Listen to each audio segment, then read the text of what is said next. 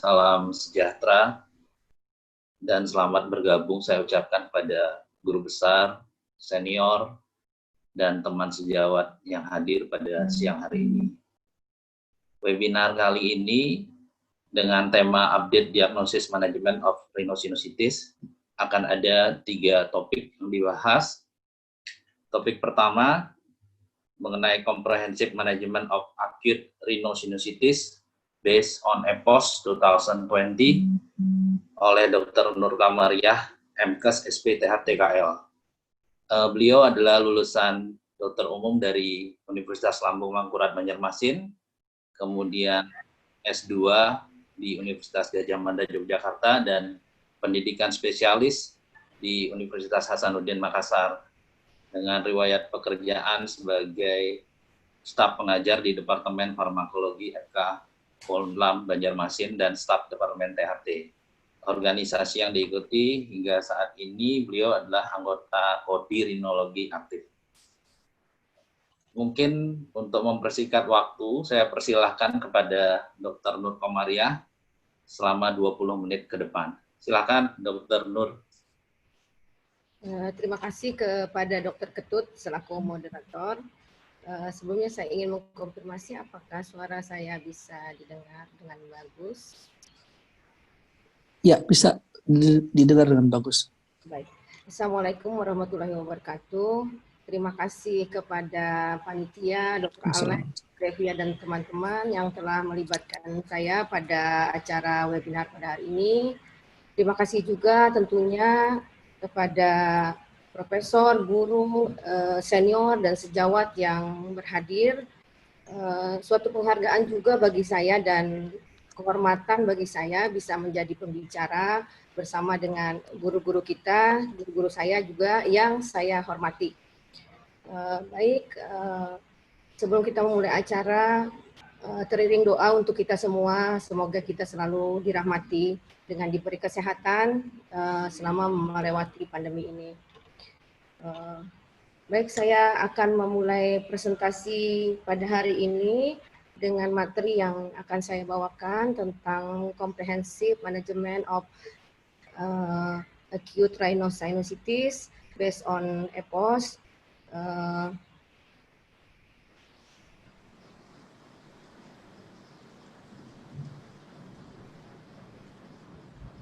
Sebagai pendahuluan, rhinosinusitis adalah kondisi umum yang paling banyak di dunia, yang tentunya mengakibatkan beban yang signifikan terhadap masyarakat, terutama pada konsumsi pelayanan kesehatan dan produktivitas, terjadi penurunan produktivitas.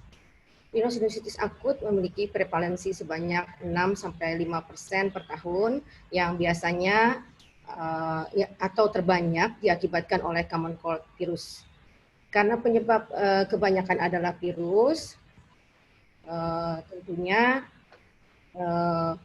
terapi yang paling efektif adalah bisa sembuh dengan sendirinya atau self-limiting disease. Nah, oleh karenanya penggunaan antibiotik pada EPOS 2020 diindikasikan terutama untuk yang benar-benar disebabkan karena bakterial, dan sebab karena bakterial ini sangat sedikit jumlahnya. Rhinosinusitis akut juga merupakan salah satu alasan tersering untuk kita melakukan peresepan antibiotik. Hal ini berdampak pada krisis global terhadap resistensi antibiotik. Untuk menjawab permasalahan tersebut, Asosiasi Rhinologi Eropa membuat suatu guideline yang dinamakan EPOS. Mungkin kita sejawat THT sudah familiar tentang EPOS ini. EPOS merupakan suatu guideline yang menyediakan rekomendasi berbasis evidence yang terkini, jelas, dan algoritma tata laksanaan pada ARS maupun pada kronik rhinosinusitis. Baik.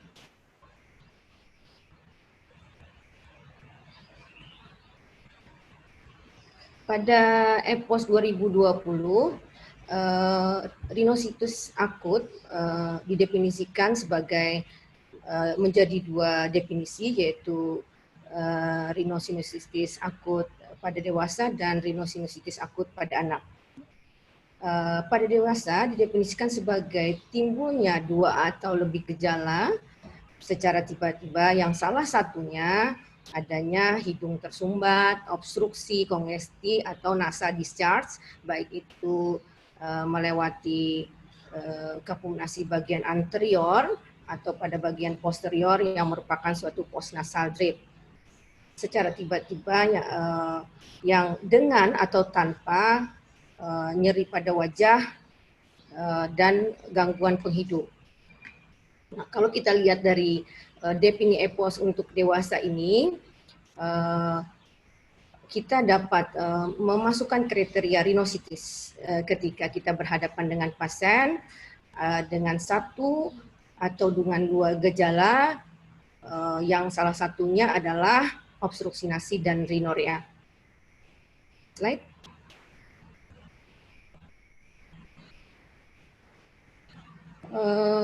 EPOS juga mendefinisikan slide sebelumnya.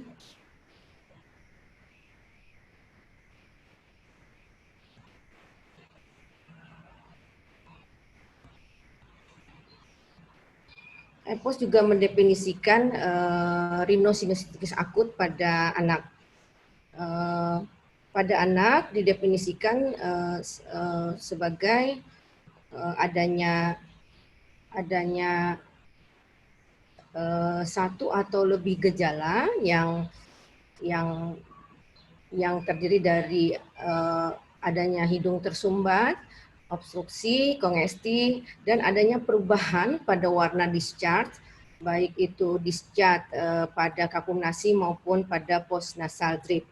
Pada anak-anak terdapat perbedaan dengan orang dewasa, yaitu adanya batuk yang biasanya terjadi pada siang hari dan pada malam hari selama kurang dari 12 minggu dengan interval bebas gejala jika masalahnya berulang. Yang harus kita perhatikan pada anak juga kita perlu ketahui selain gejala yang sudah kita sebutkan sesuai definisi EPOS, pada anak juga harus kita pertanyakan tentang adanya gejala alergi. Misalnya bersin, rhinorea yang berair, hidung gatal, dan mata berair. Ya. Slide. EPOS mengklasifikasikan rhinosinusitis akut berdasarkan durasi dan keparahan gejala menjadi 3. Yang pertama, rhinosinusitis viral akut. Kapan klasifikasi rhinosinusitis viral akut ini kita dapat definisikan? Nah, dikatakan akut apabila didapatkan durasi gejala kurang dari 10 hari. Ketika reaksi inflamasi dari rhinosinusitis viral akut ini terus berlangsung, ini akan dapat berpotensi kemudian menyebabkan klasifikasi yang kedua, yaitu klasifikasi post-viral akut rhinosinusitis. Di mana pada rhinosinusitis post-viral akut ini, apabila terdapat peningkatan gejala setelah 5 hari atau gejala persisten setelah 10 hari dalam durasi kurang dari 12 minggu.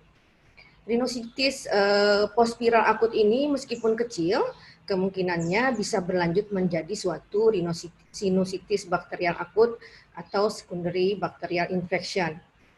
Nah, pada klasifikasi yang ketiga, yaitu rhinosinusitis bakterial akut, apabila didapatkan lebih sesuai dengan tanda yang pada tabel, apabila didapatkan lebih dari atau sama dengan 3 gejala dari 5 tanda perubahan yang berupa adanya perubahan warna sekret hidung, kemudian adanya nyeri lokal hebat, biasanya nyeri lokal tersebut berada pada sisi unilateral.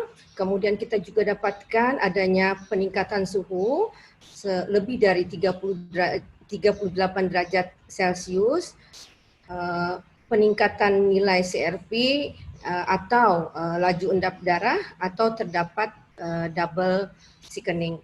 Nah, double sickening ini yang kadang-kadang luput dari perhatian kita. Apa itu double sickening? Di sini yaitu adanya keluhan yang sebelumnya sempat membaik, kemudian muncul kembali dengan gejala 2 kali lipat lebih hebat dibandingkan sebelumnya, yang Dari semua 5 tanda ini, yang menjadi tanda yang patognomonis adalah peningkatan nilai CRP atau C-reaktif protein atau peningkatan nilai laju endap darah. Slide. Kalau kita lihat dari diagram EPOS 2020 juga menekankan bahwa insidensi common cold adalah yang tertinggi dari semua kasus. Hampir 90% baik pada anak maupun dewasa, akut rhinosinusitis ini disebabkan oleh virus yang diantaranya kemudian menjadi post viral virus apabila episode peradangan rhinosinusitis viral akut tidak berakhir. Jadi episode peradangannya yang tidak berakhir, bukan perjalanan dari virusnya yang mengalami kelanjutan. Dan di dalamnya ada sebagian kecil, jadi kalau kita lihat grafik ini atau diagram ini, kita lihat ada sebagian kecil dari seluruh akut rhinosinusitis, ada akut bakteria rhinositis yang biasanya merupakan suatu infeksi sekunder. Akut bakteria rhinosinusitis ini memiliki insidensi yang rendah. Dan perlu kita garis bawahi bahwa penggunaan antibiotik hanya diperlukan apabila sebagian kecil pasien ABRSK, bahkan antibiotik ini hanya diperlukan pada kurang dari 2% kasus akut bakterial rhinosinusitis. Slide. Kalau kita melihat etiologi dari akut rhinosinusitis ini, maka sesuai dengan klasifikasinya, etiologi dari akut rhinosinusitis yang disebabkan karena viral rhinosinusitis ini tergantung pada usia. Pada orang dewasa, virus-virus yang banyak yang dilaporkan sesuai penelitian-penelitian pada EPOS 2020 adalah rhinovirus dan coronavirus. Hampir 50% dilaporkan virus ini yang banyak ditemui pada pasien rhinosinusitis akut dewasa. Sedangkan pada anak tidak terdapat perubahan. Etiologi akut rhinosinusitis kebanyakan berasal dari virus respirasi sincicial virus, virus parainfluenza, dan virus adenovirus. Sedangkan penyebab dari akut bakterial rhinosinusitis baik pada EPOS 2007, 2012, dan 2020 kurang lebih sama, yaitu penyebabnya adalah kuman, Streptococcus pneumoniae, Haemophilus influenza, dan Moraxella catarrhalis.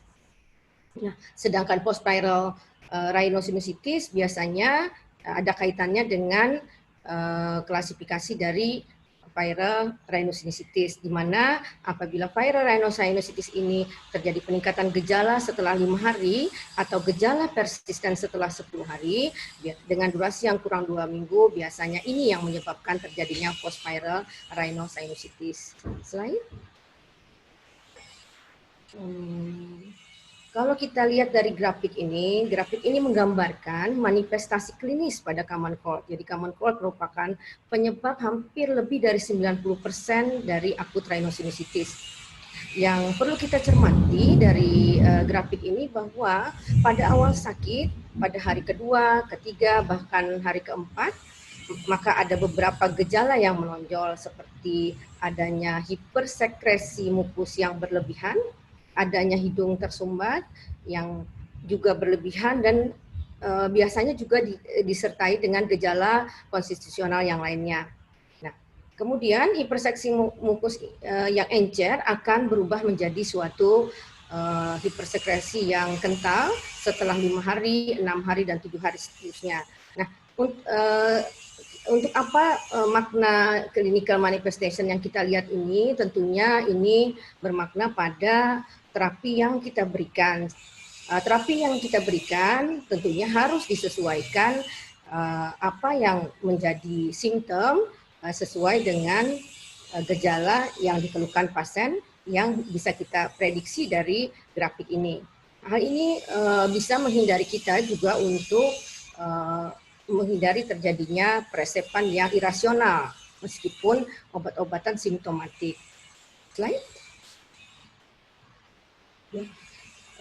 Kemudian faktor yang berkaitan dengan faktor-faktor predisposisi yang berkaitan dengan akut rhinosinusitis, terkadang kita sulit membedakan antara faktor predisposisi dengan penyebab dari akut rhinosinusitis. Namun kalau kita lihat dari EPOS 2020, faktor-faktor predisposisi dari akut rhinosinusitis ini meliputi impairment exposure, anatomical factor, alergi, smoking, ciliary impairment, primary cilia dyskinesia, laryngopharyngeal reflux, dan anxiety serta depresi.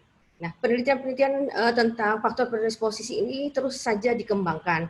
Nah, bahkan penelitian di EPOS 2020 ini menemukan bahwa anxiety dan depresi merupakan bagian dalam jumlah yang banyak menyebabkan akut rhinosinusitis. Slide. Ya. Nah, ketika kita berbicara tentang patofisiologi, ya, patofisiologi itu kadang-kadang menyebabkan satu hal, kita merasa bahwa ketika kita menguasai patofisiologinya, rasanya kita juga jadi mampu melakukan penata laksanaan dengan baik. Tetapi ketika kita memahami patofisiologi, kadang-kadang kita juga menyebabkan kita ragu-ragu dalam memilih penata laksanaan. Namun saya hanya menyampaikan patofisiologi yang ada di EPOS 2020 yang saya kira banyak penelitian-penelitian lain meskipun tidak dilaporkan pada evidence base-nya EPOS kurang lebih sama. Ketika kita berbicara tentang patofisiologis dari rhinosinusitis akut, tentunya tidak terlepas dari fisiologi nasal epitelial, di mana nasal epitelial ini terdiri dari bagian mukosa dan submukosa.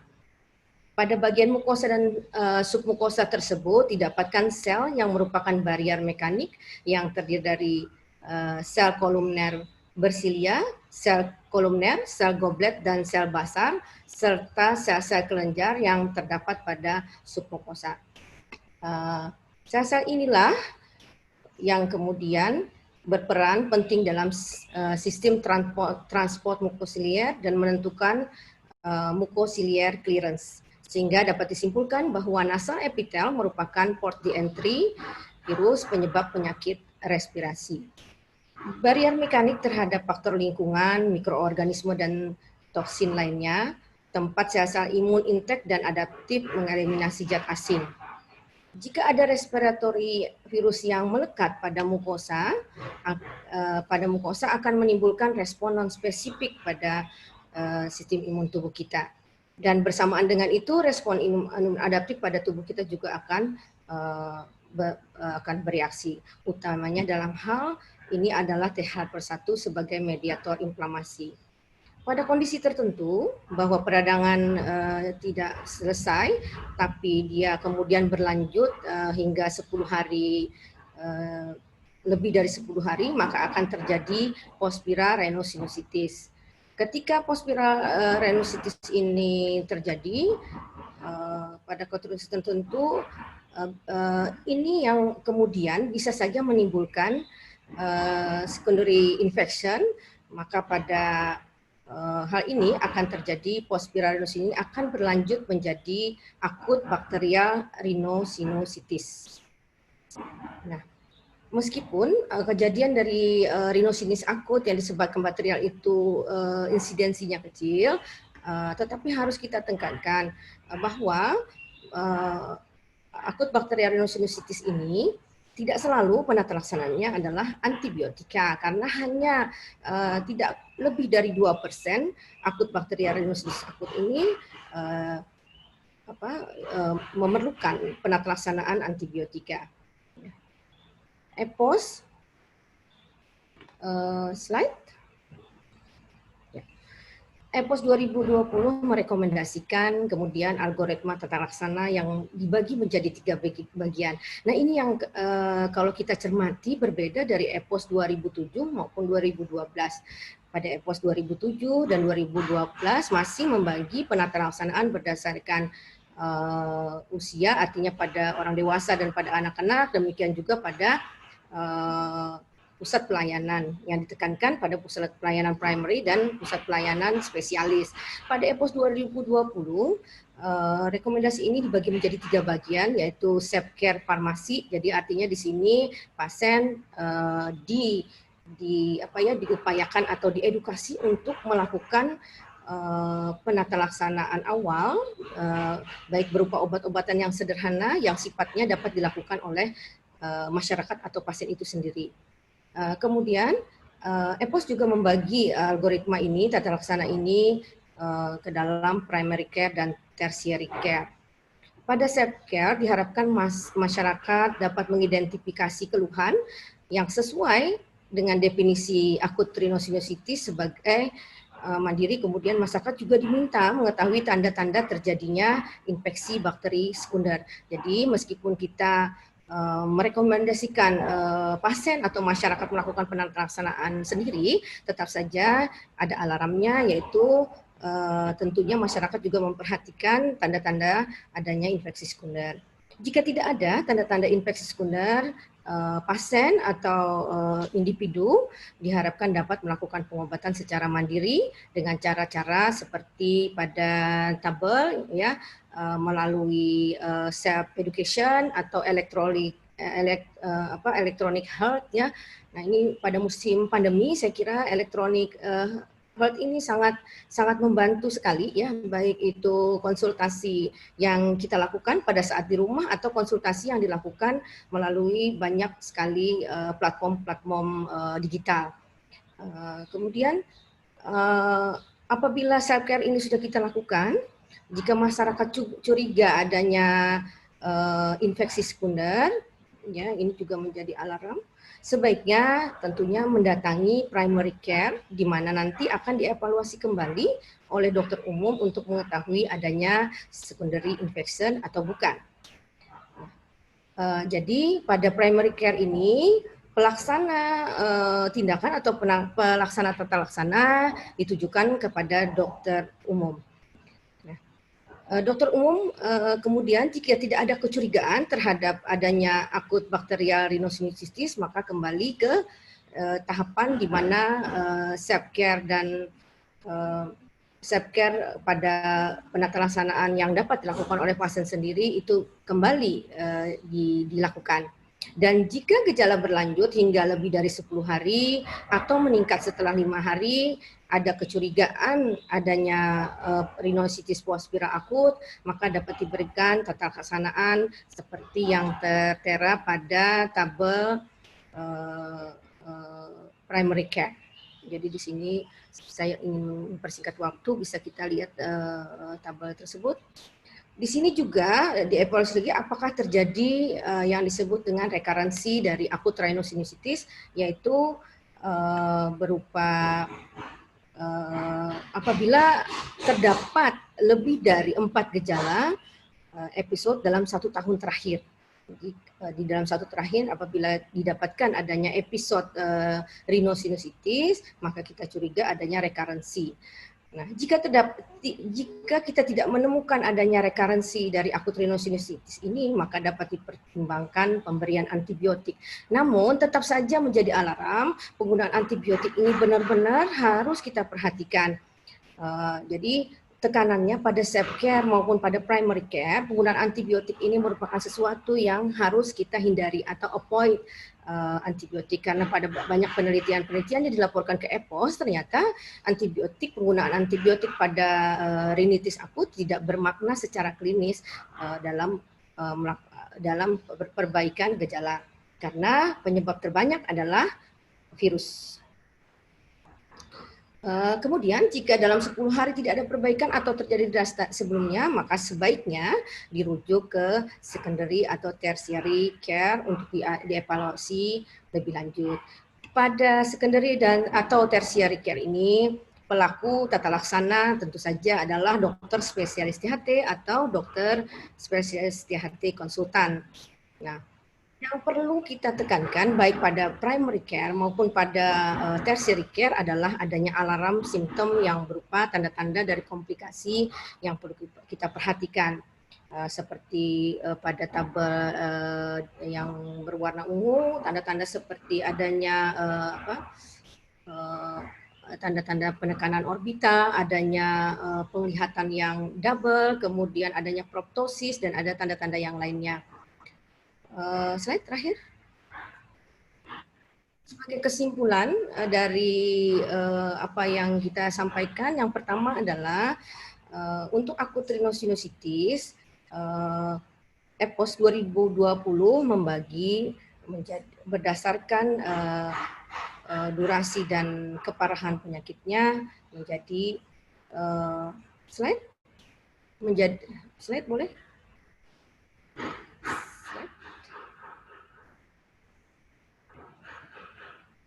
Slide.